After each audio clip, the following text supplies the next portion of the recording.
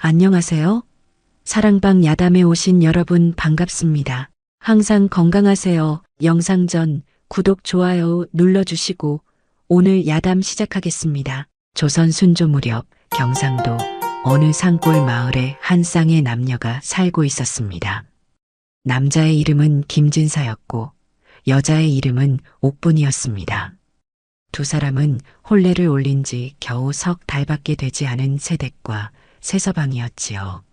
하지만 신혼의 단꿈을 꿀 여유조차 없었습니다. 그의 봄, 보리고개가 유난히 길고 험했습니다. 쌀독은 바닥을 드러낸 지 오래였고 장독대의 된장마저 거의 바닥이 났습니다. 옥부는 하루에 한 끼도 채 먹지 못하는 날이 많았지요. 여보, 오늘은 무얼 먹을까요? 옥분이 조심스레 물으면 김진사는 고개를 저으며 대답했습니다. 오늘도 미음으로 때워야겠소. 쌀이 한 줌밖에 남지 않았으니. 그렇게 말하면서도 김진사는 자신의 목마저 아내에게 밀어주곤 했습니다. 옥분 역시 남편의 그릇을 다시 남편 앞으로 밀며 사양했지요. 두 사람은 그렇게 서로를 먼저 챙기며 굶주림을 견뎠습니다. 어느 날 저녁 김진사가 빈 부엌을 바라보다가 옥분의 손을 꼭 잡았습니다. 여보, 내가 약속하겠소. 옥분이 남편의 얼굴을 바라보았습니다. 김진사는 떨리는 목소리로 말을 이었습니다. 지금은 이렇게 가난하지만 내가 반드시 돈을 벌어오겠소. 장사를 배워서라도 품팔이를 해서라도 꼭 부자가 되겠소. 옥부는 남편의 손을 꼭 쥐며 듣고 있었습니다. 김진사가 다시 말했습니다. 그때가 되면 당신부터 먼저 호강시킬 거요. 비단 옷을 해입히고 맛있는 음식을 실컷 먹이겠소. 이 약속 꼭 지키겠소. 옥분의 눈에 눈물이 맺혔습니다. 배고픔보다 더 따뜻한 것이 가슴속에 차올랐지요. 저는 괜찮습니다. 당신만 건강하시면 됩니다. 아니요.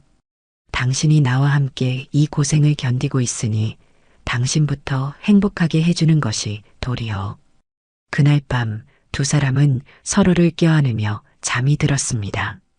빈 쌀독과 텅 빈 부엌이었지만 그 약속 하나만으로도 내일을 살아갈 힘이 생겼습니다. 옥부는 그 말 하나를 평생의 믿음으로 삼았습니다. 아니, 삼을 수밖에 없었던 겁니다.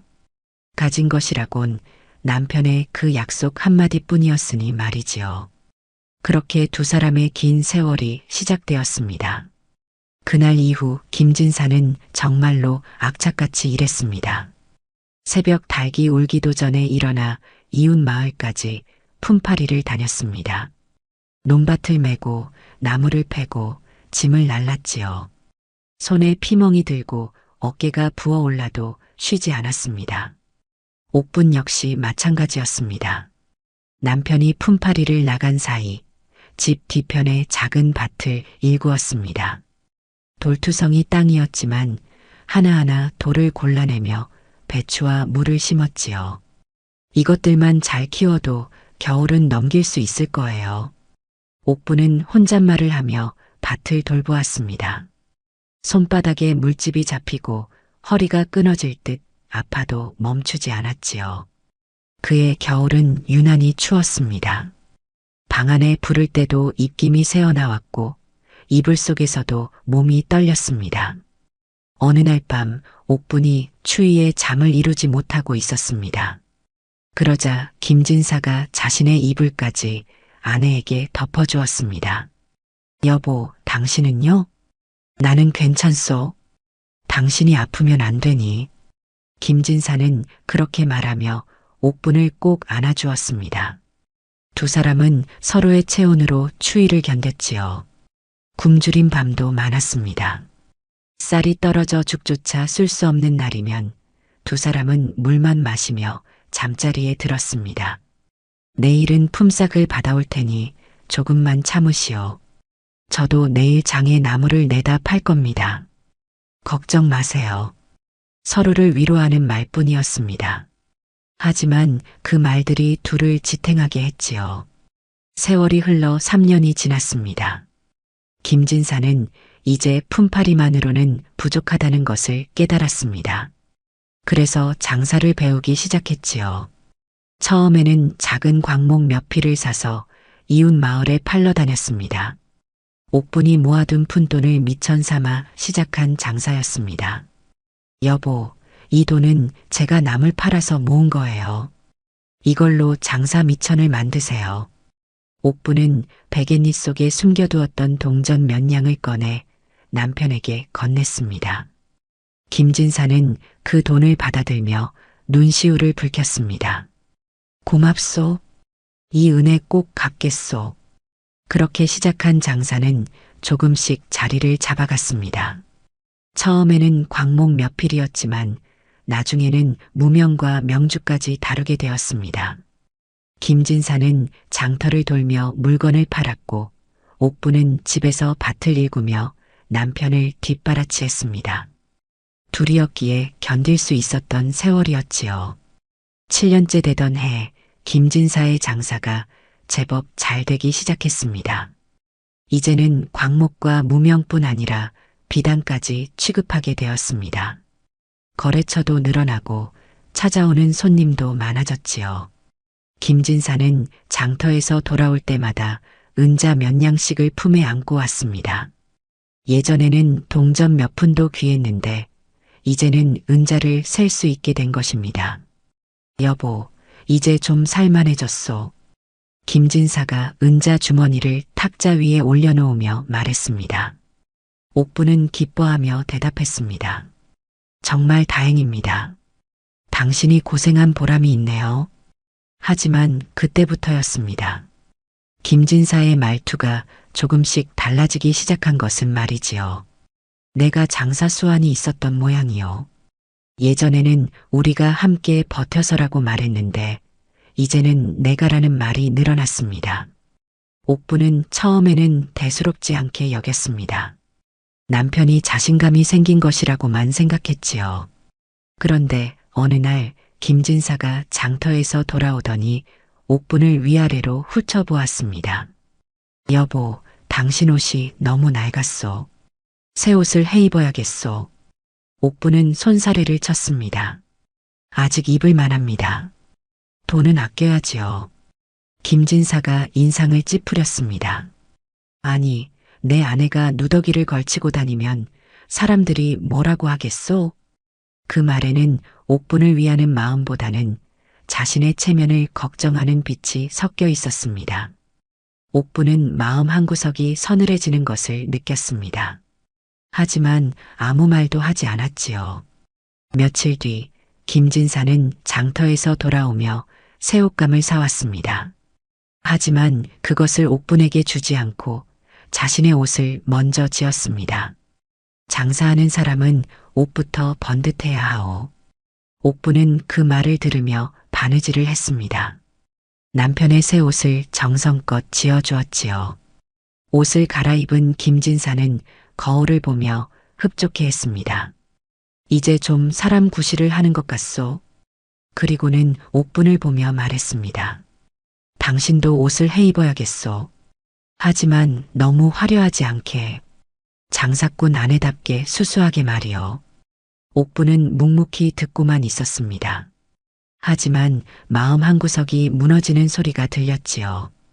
돈 냄새가 나기 시작하자 남편의 눈빛이 달라지고 있었습니다. 장사가 더욱 번창하자 김진사는 집을 옮겼습니다. 산골 마을의 허름한 초가집을 떠나 읍내의 기와집으로 이사를 한 것입니다. 마당도 넓고 방도 여러 개였지요. 이제 제대로 된 집에서 사는구려. 김진사는 만족스러운 표정을 지었습니다.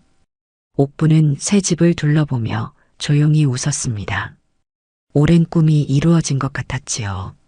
하지만 기쁨은 오래가지 않았습니다. 김진사는 이제 거래처 사람들을 집으로 자주 불렀습니다.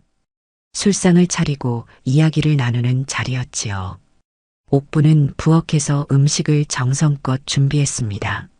손님들이 맛있게 먹는 모습을 보며 뿌듯해했지요. 그런데 어느 날 손님 중 한 명이 옥분을 보며 김진사에게 물었습니다. 댁의 부인께서 참 손맛이 좋으시구려. 김진사는 웃으며 대답했습니다. 아, 저 사람은 원래 시골 출신이라 음식 솜씨밖에 없소. 옥부는 그 말을 듣고 온몸에 힘이 빠지는 것을 느꼈습니다. 손님들 앞에서 자신을 낮추는 남편의 말투가 낯설었지요. 며칠 뒤에는 더 심한 일이 벌어졌습니다. 김진사가 장터의 동료 상인들과 술자리를 가졌는데 옥분도 함께 나가게 되었습니다. 자리에서 누군가 옥분에게 인사를 건넸습니다. 부인께서 참 인자하게 생기셨습니다. 그러자 김진사가 웃으며 말했습니다. 인자하긴요. 그냥 촌스러운 겁니다. 사람들이 웃었습니다. 농담으로 받아들인 것이지요. 하지만 옥부는 웃을 수가 없었습니다. 남편의 눈빛에는 진심이 담겨 있었지요. 집으로 돌아온 뒤 옥분이 조심스럽게 물었습니다. 여보, 아까 그 말은? 김진사가 무심하게 대답했습니다. 뭘 말이오? 제가 촌스럽다고 하신 말씀이요. 아, 그거 농담이었소. 너무 심각하게 받아들이지 마시오. 하지만 그 뒤로도 비슷한 일이 반복되었습니다. 사람들 앞에서 옥분을 낮추는 말, 무시하는 듯한 눈빛, 함부로 대하는 태도가 점점 잦아졌습니다. 옥분은 그럴 때마다 참았습니다. 남편이 바쁘고 피곤해서 그런 것이라고 스스로를 달랬지요. 하지만 마음속 깊은 곳에서는 알고 있었습니다. 남편이 자신을 더 이상 예전처럼 보지 않는다는 것을 말이지요. 그해 가을, 김진사가 집에 낯선 여인을 데려왔습니다. 20살 남짓되어 보이는 젊은 여자였습니다. 얼굴은 희고 눈은 초롱초롱했으며 옷차림도 깔끔했지요. 옥부는 마루에 서서 그 여인을 바라보았습니다. 김진사가 말했습니다. 이 사람은 월선이라고 하오. 장사일을 도와줄 사람이니 앞으로 집에 머물게 될 거요. 옥부는 놀라 남편을 바라보았습니다. 집에 머문다고요? 그렇소. 장부 정리도 하고 손님 응대도 해야 하니 가까이 있어야 하오. 옥부는 아무 말도 할 수 없었습니다. 월선이라는 여인이 공손히 인사를 했습니다. 사모님 잘 부탁드립니다. 옥부는 겉으로는 웃으며 대답했습니다. 그래요, 어서 오세요. 하지만 마음은 편치 않았지요. 월선은 사랑채에 방을 하나 얻어 머물게 되었습니다. 김진사는 그녀에게 장부를 맡겼고 손님이 오면 차를 내오게 했습니다. 처음에는 정말 일을 돕는 것처럼 보였습니다. 하지만 시간이 지나자 이상한 점들이 눈에 띄기 시작했지요. 김진사는 월선과 이야기를 나눌 때면 웃음이 많았습니다. 옥분과 이야기할 때는 무뚝뚝하던 사람이 월선 앞에서는 다른 사람처럼 부드러웠습니다. 월선, 오늘 수고 많았소. 이거 먹으시오. 김진사가 과일을 건네는 모습을 본 옥분은 가슴속이 저며왔습니다. 자신에게는 한 번도 그런 말을 한 적이 없었기 때문이지요. 어느 날 저녁 옥분이 남편에게 조심스럽게 물었습니다. 여보, 월선이라는 사람이 꼭 집에 있어야 하나요? 김진사가 인상을 찌푸렸습니다. 왜 그러시오? 질투하는 거요? 그런 게 아니라 잠시 도와줄 사람일 뿐이요. 쓸데없는 걱정 마시오. 김진사는 그렇게 말하며 자리를 떠났습니다. 옥부는 홀로 남아 한숨을 쉬었습니다. 잠시 도와줄 사람이라는 말을 믿고 싶었습니다. 하지만 가슴속 불안은 점점 커져만 갔지요. 월선이 온 뒤로 집안의 분위기가 완전히 바뀌었습니다. 김진사는 이제 옥분에게 집안일조차 맡기지 않았습니다. 월선이 장부도 보고 손님 접대도 하니 당신은 그냥 쉬고 있으시오. 언뜻 들으면 배려하는 말 같았습니다. 하지만 옥분은 알았지요. 자신이 필요 없어졌다는 뜻이라는 것을 말이지요. 밥상을 차리는 것도 이제는 월선이 했습니다. 김진사는 월선이 차린 밥상 앞에 앉아 만족스럽게 먹었습니다. 역시 월선이 손맛이 좋구려. 옥부는 그 말을 듣고도 아무 말 하지 못했습니다. 자신이 수십 년간 차려준 밥상에 대해서는 한 번도 그런 말을 하지 않았기 때문이지요. 손님이 오면 월선이 나가 차를 내왔습니다. 옥부는 안방에 앉아 그 모습을 지켜볼 뿐이었습니다. 김진사 댁 새로 온 안악이 참 똑똑하더군. 손님들의 칭찬이 들려왔습니다. 옥부는 점점 집안에서 밀려나고 있었습니다. 밥상에서도 대화에서도 심지어 남편의 눈길에서도 사라지고 있었지요. 어느 날 옥분이 부엌에서 설거지를 하고 있었습니다. 그런데 월선이 들어오더니 말했습니다. 사모님, 제가 할게요. 편히 쉬세요.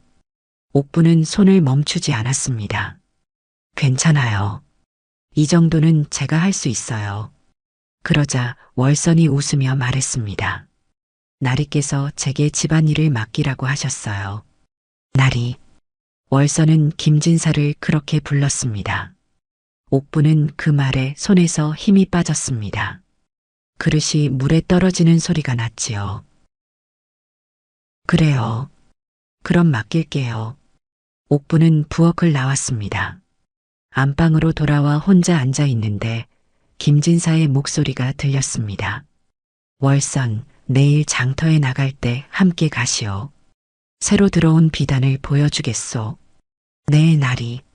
옥부는 귀를 막고 싶었습니다. 하지만 그럴 수도 없었지요. 이 집이 자신의 집이었으니까요. 옥부는 점점 투명인간이 되어가고 있었습니다. 어느 봄날 김진사가 옥분을 불렀습니다.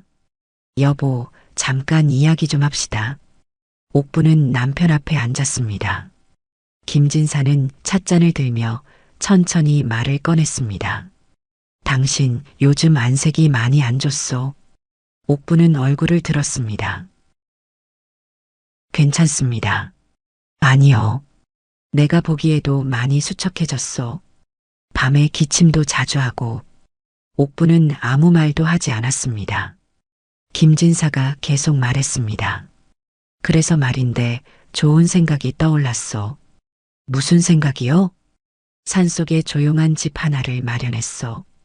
공기도 맑고 물도 좋은 곳이지요. 옥부는 남편의 얼굴을 바라보았습니다. 김진사는 부드러운 목소리로 말을 이었습니다. 거기서 몸도 쉬고 요양을 하시오. 이 시끄러운 읍내에 있으면 몸이 나을 리가 없소. 그럼 당신도 함께 가시나요? 김진사는 잠시 머뭇거리다가 대답했습니다. 나는 장사가 있어서 자주는 못 가겠소. 하지만 가끔 다녀갈 테니 걱정 마시오. 옥분의 가슴이 싸늘해졌습니다. 혼자 가라는 말씀이신가요? 혼자라니. 조용히 쉬라는 거지요. 여기 있으면 집안일 걱정에 편히 쉬지도 못하지 않소? 김진사의 말은 그럴듯했습니다. 하지만 옥부는 알 수 있었습니다.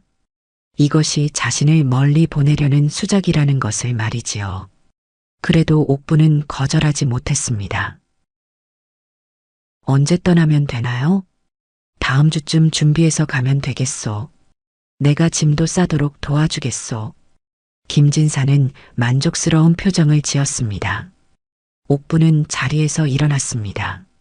안방으로 돌아온 옥부는 창밖을 바라보았습니다. 봄꽃이 피어 있었지만 그 어느 것도 아름답게 보이지 않았지요. 산속의 조용한 집, 그것이 마지막 배려일 리 없다는 것을 옥부는 알고 있었습니다. 하지만 달리 방법이 없었지요. 일주일 뒤 옥부는 짐을 쌌습니다. 많지 않은 옷가지와 이불 몇 채, 그리고 남편과의 추억이 담긴 물건 몇 가지를 보따리에 담았습니다. 김진사는 그 모습을 지켜보며 말했습니다. 너무 많이 가져가지 마시오. 거기 가면 필요한 건 다 있어. 옥부는 고개만 끄덕였습니다. 네, 알겠습니다. 출발하는 날 아침, 옥부는 집을 둘러보았습니다. 10년 넘게 살았던 집이었습니다. 정든 마당, 부엌, 안방까지 모든 것이 눈에 선했지요. 가시지요. 김진사가 재촉했습니다. 옥부는 짐을 들고 대문을 나섰습니다. 뒤를 돌아보니 월선이 마루에 서서 바라보고 있었습니다. 그 눈빛에는 안도의 빛이 역력했지요. 김진사는 옥분과 함께 산길을 걸었습니다. 한참을 걸어 깊은 산속으로 들어갔습니다. 얼마나 더 가야 하나요? 조금만 더 가면 됩니다.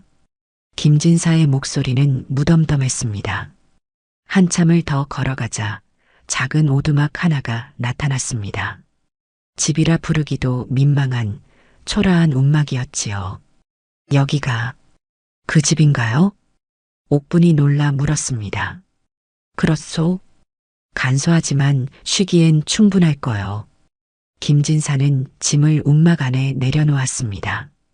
안을 들여다본 옥분은 가슴이 무너지는 것을 느꼈습니다. 쥐구멍만 한 방 하나, 낡은 솥 하나, 그게 전부였지요. 여기서 어떻게? 괜찮소? 내가 쌀이랑 반찬거리를 좀 가져다 놓을 테니.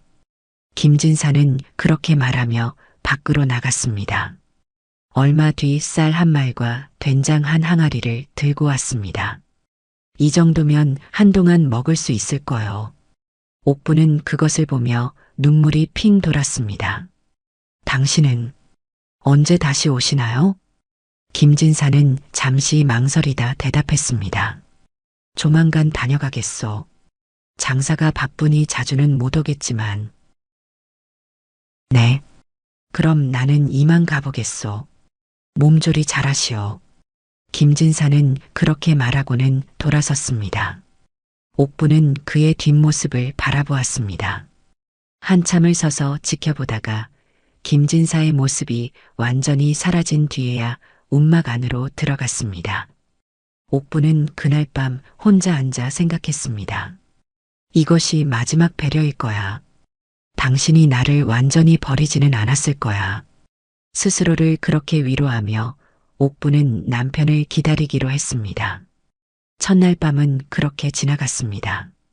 옥부는 낡은 이불을 깔고 누웠지만 잠이 오지 않았습니다. 바람소리, 짐승 울음소리, 나뭇가지 흔들리는 소리가 밤새 들려왔지요. 동이 트자 옥부는 움막 밖으로 나왔습니다.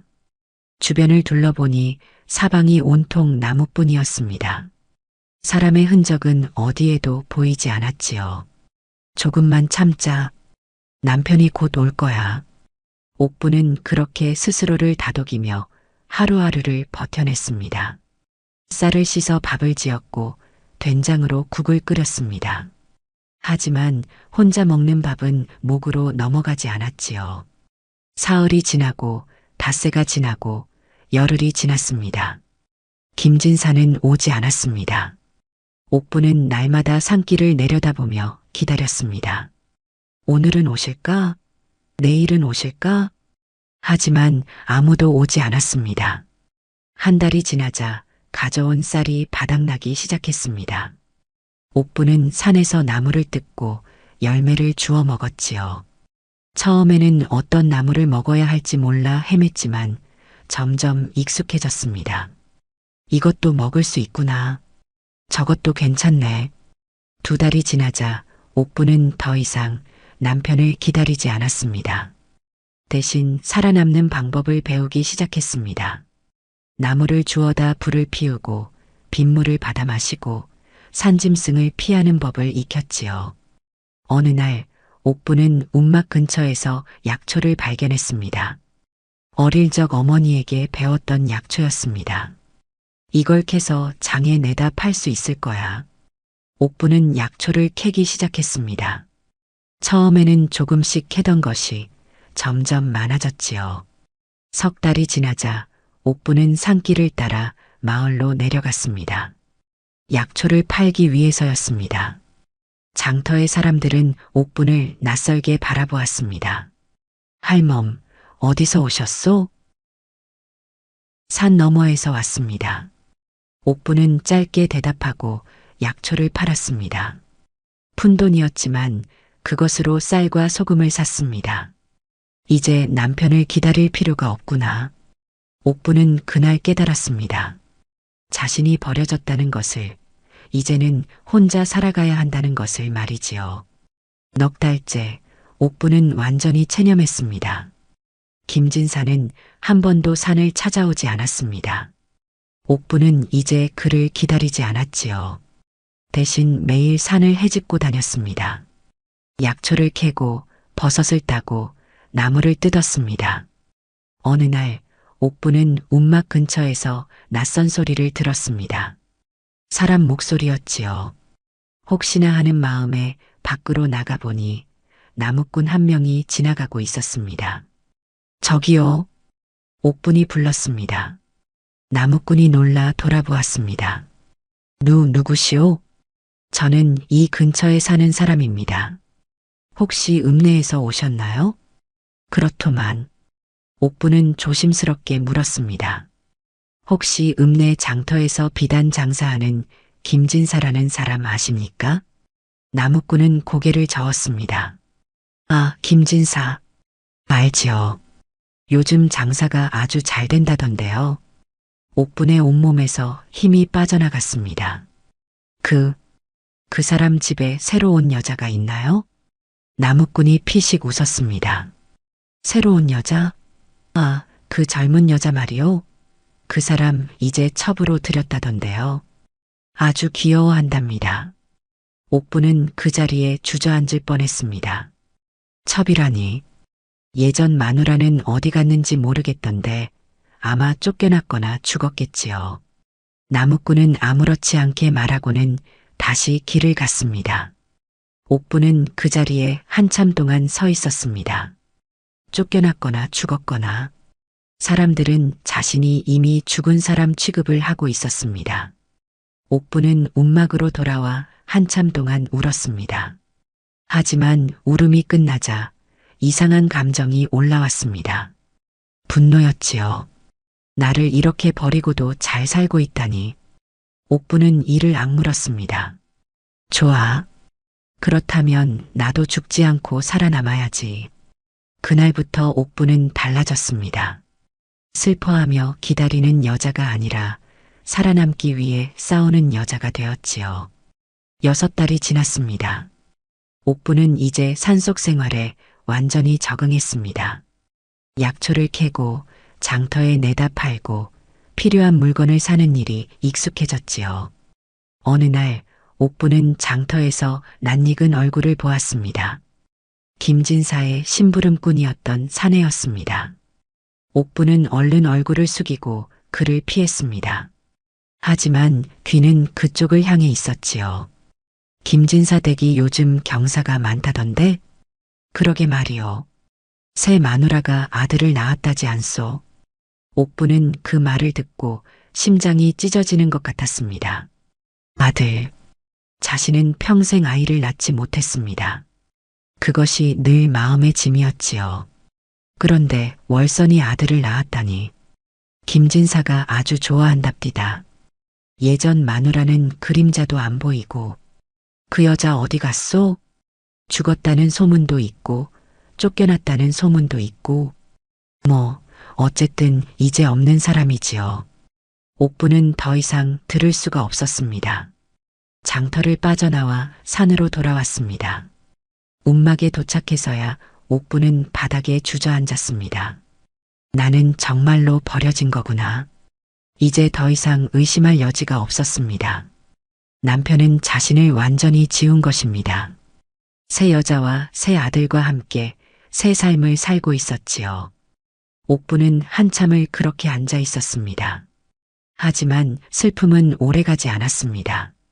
대신 차가운 무언가가 가슴속에서 타올랐습니다. 좋아.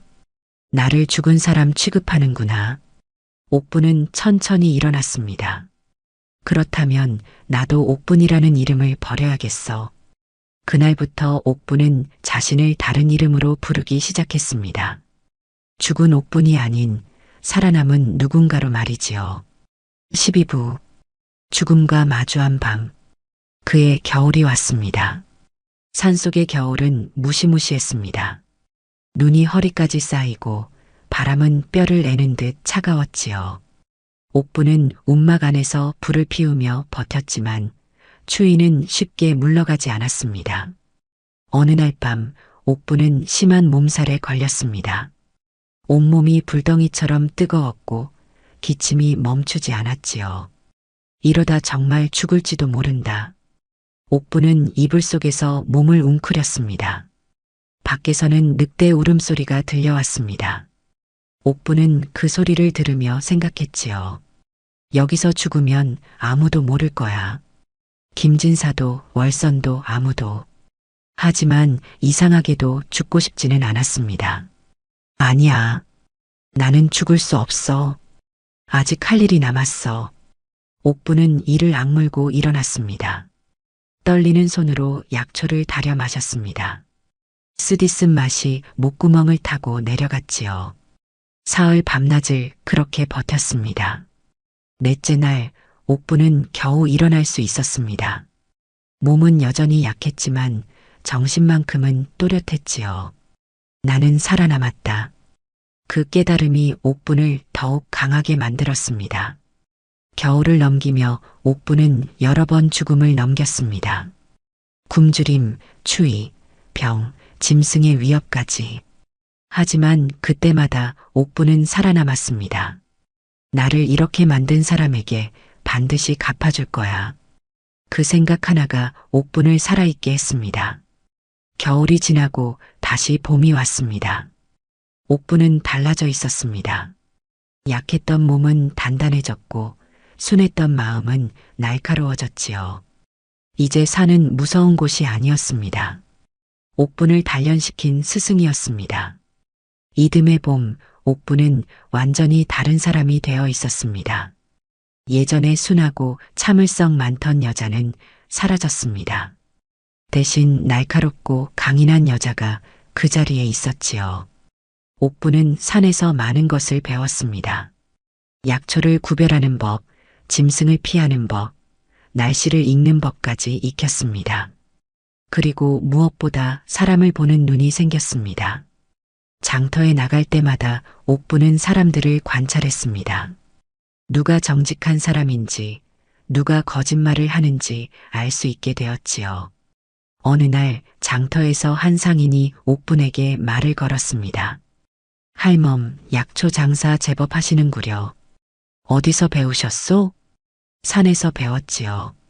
산에서? 혼자서? 그렇습니다. 상인은 감탄했습니다. 대단하십니다. 혼자 사는 것도 쉽지 않을 텐데. 옥부는 담담히 대답했습니다. 살아남으려면 배워야지요. 그렇게 옥부는 장터에서 사람들과 관계를 맺기 시작했습니다. 약초를 팔고 물건을 사고 정보를 얻었지요. 그러던 중 옥부는 중요한 사실을 알게 되었습니다.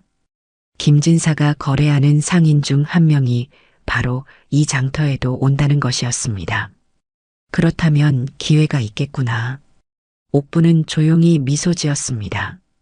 이제 산속에만 숨어 있을 때가 아니었습니다. 세상으로 나가야 할 때였지요. 옥부는 계획을 세우기 시작했습니다. 어떻게 하면 김진사 가까이 갈 수 있을지, 어떻게 하면 복수할 수 있을지 말이지요. 산이 옥분을 새로운 사람으로 만들었습니다. 이제 당하고만 있던 여자는 없었습니다. 대신 살아남는 법을 아는, 복수할 줄 아는 여자가 있었지요. 옥부는 결심했습니다. 과거를 완전히 지우기로 말이지요. 어느 날 옥부는 장터에서 돌아와 움막에 앉았습니다. 그리고 오래된 옷가지를 꺼냈습니다. 김진사와 함께 살던 시절의 옷이었습니다. 옥부는 그 옷을 하나하나 태웠습니다. 이제 옥부는 죽었다. 불길이 옷을 집어삼키는 것을 보며 옥부는 중얼거렸습니다. 그리고 새로운 이름을 지었습니다. 이제부터 나는 설매다. 설매. 눈 속에서도 살아남는 짐승의 이름이었지요. 옥부는, 아니, 이제는 설매가 된 여자는 머리를 빗고 옷을 갈아입었습니다. 산에서 번 돈으로 새 옷을 장만했고 얼굴도 단정히 꾸몄습니다. 거울을 보니 낯선 여자가 비쳤습니다. 좋아. 이제 아무도 나를 알아보지 못할 거야. 설매는 장터에 나가기 시작했습니다. 하지만 이번에는 약초 장수가 아니라 약재상으로 말이지요. 산에서 캔 약초를 직접 다듬고 약재로 만들어 팔았습니다. 사람들은 설매의 약재가 좋다며 찾기 시작했습니다. 설매 씨, 이번에도 좋은 약초 가져오셨구려. 그렇습니다. 직접 산에서 캔 것이지요. 설매는 사람들과 자연스럽게 대화를 나누었습니다. 그러던 중 설매는 김진사의 거래처 중 한 곳을 찾아냈습니다. 비단 도매상이었지요. 설매는 그곳을 찾아가 물었습니다. 비단 염색에 쓰는 약재를 구할 수 있습니다. 거래하시겠습니까? 도매상 주인은 흥미를 보였습니다. 한번 보여주시오. 설매는 그렇게 도매상과 거래를 시작했습니다. 그리고 조금씩, 아주 조금씩 김진사의 거래망 안으로 들어갔습니다. 1년이 더 지났습니다. 설매는 이제 제법 이름난 약재상이 되어 있었습니다. 여러 상인들과 거래를 했고 신용도 쌓였지요. 그리고 마침내 설매는 김진사가 자주 가는 장터로 들어갔습니다. 같은 장터, 같은 거래처, 심지어 같은 주막까지 말이지요. 어느 날 설매는 주막에서 김진사를 보았습니다. 멀리서였지만 그 모습이 또렷이 보였습니다. 김진사는 월선과 함께 있었습니다. 둘은 웃으며 이야기를 나누고 있었지요. 월선의 품에는 서너 살쯤 되어 보이는 아이가 안겨 있었습니다. 설매의 가슴 속에서 분노가 치밀어 올랐습니다. 하지만 겉으로는 전혀 내색하지 않았습니다. 대신 조용히 자리에 앉아 차를 마셨습니다. 며칠 뒤 설매는 김진사의 거래처 주인을 만났습니다. 설매 씨, 좋은 약재 덕분에 염색이 잘 되었소. 고맙소. 천만에요. 제가 할 일을 했을 뿐입니다. 그런데 혹시 김진사라는 분 아시오? 설매는 천천히 고개를 저었습니다. 아니요, 모르는 분입니다. 아, 우리 거래처 중 한 분인데 비단 장사를 하시지요. 나중에 소개해드리겠소. 그러시지요. 설매는 담담히 대답했습니다. 하지만 마음속으로는 미소를 짓고 있었습니다. 이제 내 가까이까지 왔다. 설매는 조금씩 김진사의 주변 사람들과 친해졌습니다. 거래처 주인들, 동료 상인들, 심지어 김진사의 심부름꾼까지 말이지요. 하지만 김진사 본인과는 아직 마주치지 않았습니다. 때가 되면 자연스럽게 만나게 될 것이었습니다. 설매는 서두르지 않았습니다. 복수는 천천히 확실하게 해야 한다는 것을 알고 있었지요. 설매는 김진사에 대한 정보를 모으기 시작했습니다. 주막에서, 장터에서, 거래처에서 들리는 소문을 귀담아 들었습니다. 김진사 요즘 장사가 아주 잘 된다더군. 그렇지. 비단 거래가 늘어나서 돈을 꽤 벌었다던데. 하지만 설매는 다른 소문도 들었습니다. 그런데 장부가 엉망이라던데? 맞아. 새 마누라가 장부를 보는데 숫자를 잘 모른다더군. 설매는 귀가 번쩍 뛰었습니다. 장부가 엉망이라. 며칠 뒤 설매는 김진사의 거래처 주인과 이야기를 나누었습니다. 주인 어르신, 혹시 김진사와 거래하실 때 불편한 점은 없으신가요? 주인이 한숨을 쉬었습니다. 있고 말고. 장부가 자꾸 안 맞아서 말이요. 지난번에도 비단 10필을 보냈는데 8필만 받았다고 우기더군. 그랬습니까? 나도 장부를 다시 확인해 보니 분명 10필이 맞는데 말이요. 참 답답한 사람이야. 설매는 조용히 듣고만 있었습니다. 허점이 보이는구나. 설매는 김진사의 다른 거래처들도 찾아다녔습니다. 그리고 비슷한 이야기를 들었습니다. 장부가 엉망이고 거래 내역이 맞지 않으며 약속을 어기는 일도 잦다는 것이었지요. 김진사가 예전엔 그래도 믿을만 했는데 요즘은 영 아니야. 새 마누라 들인 뒤로 정신이 없는 모양이지. 설매는 그 말들을 하나하나 기억했습니다. 그리고 김진사의 과거도 캐기 시작했습니다. 김진사가 원래 어디 출신이요? 산골 출신이라던데. 가난하게 살다가 장사로 성공한 사람이지. 첫 번째 마누라는 어디 갔소? 글쎄, 죽었다는 말도 있고, 쫓겨났다는 말도 있고, 정확히는 모르겠어. 설매는 입술을 깨물었습니다. 사람들은 자신이 어떻게 되었는지도 모르고 있었습니다. 좋아. 이제 진실을 알려줄 때가 왔어. 설매는 조용히 움직이기 시작했습니다.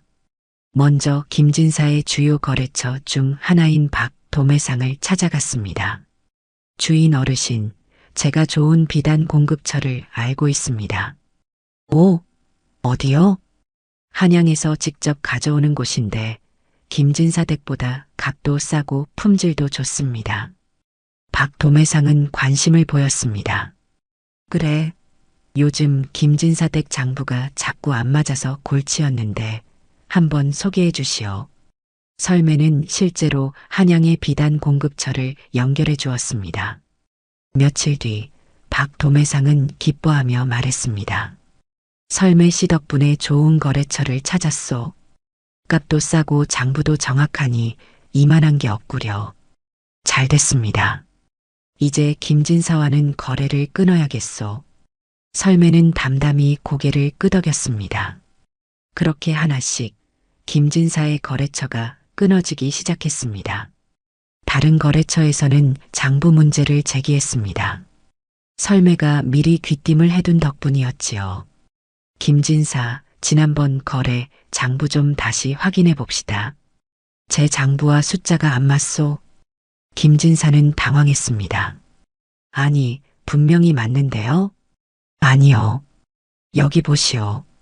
분명히 세 필이 모자라오. 결국 김진사는 돈을 물어줘야 했습니다.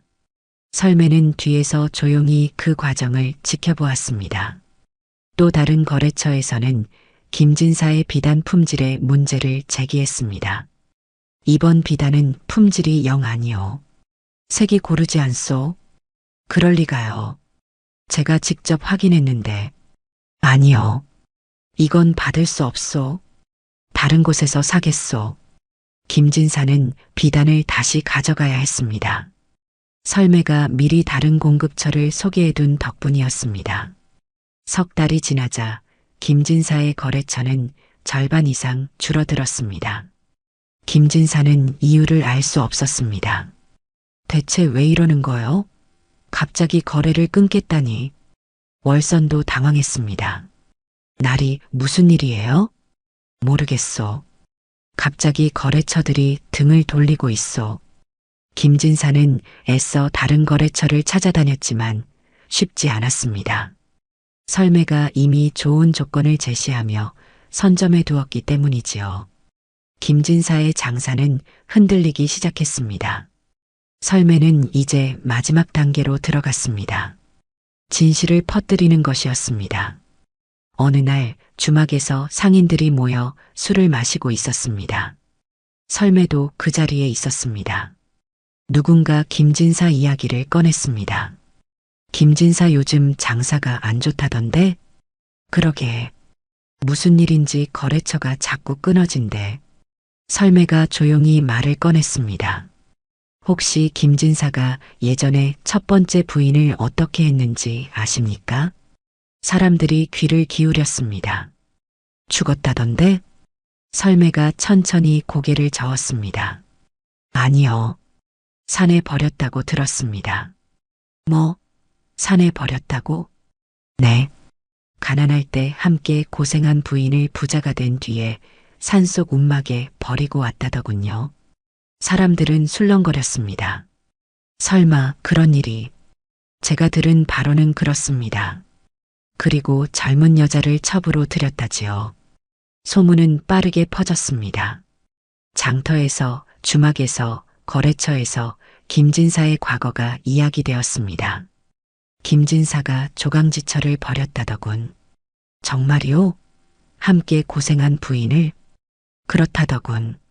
산속에 내다버리고 새 여자를 들였다지 뭐요. 사람들의 눈빛이 달라지기 시작했습니다. 김진사가 장터에 나타나면 수군거리는 소리가 들렸습니다. 저 사람이 부인을 버린 사람이라던데 인간이 어떻게 그럴 수가 있소? 김진사는 그 시선들을 견디기 힘들었습니다. 무슨 헛소문이 이렇게 도는 거요. 하지만 소문은 멈추지 않았습니다. 오히려 더 크게 퍼져나갔습니다.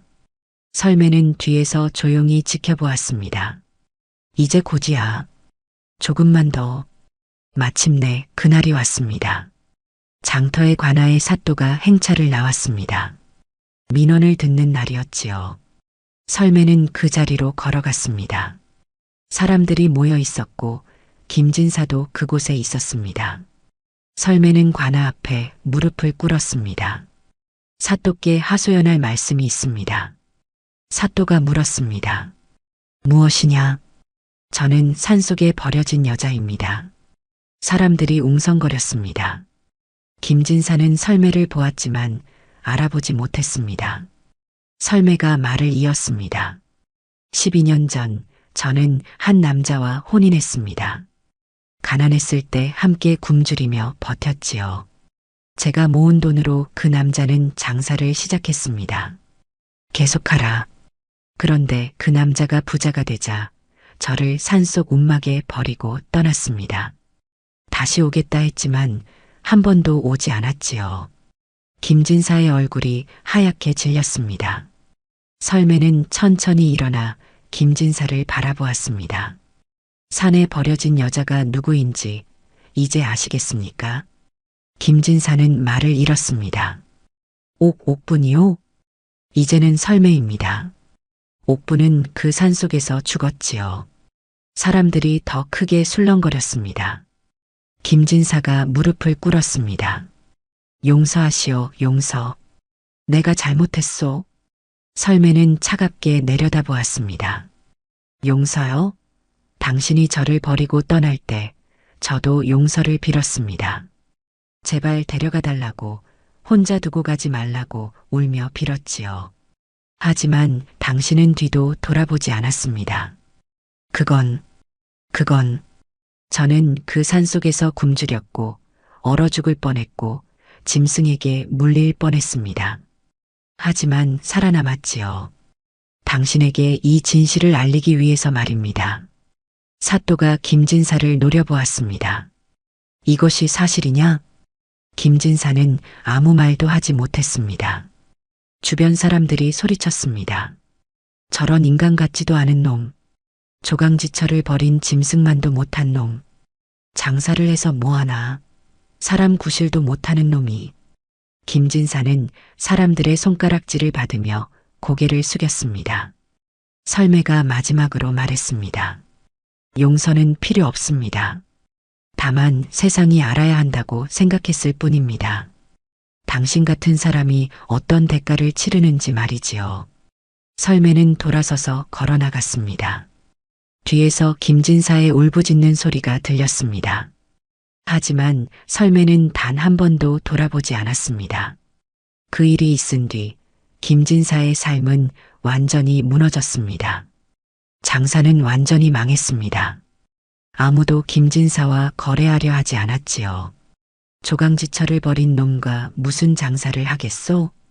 저런 인간과는 상종도 하기 싫죠. 거래처는 모두 끊어졌고 빚만 남았습니다. 월서는 김진사를 떠났습니다. 이런 사람인 줄 몰랐어요. 저는 못 살겠어요.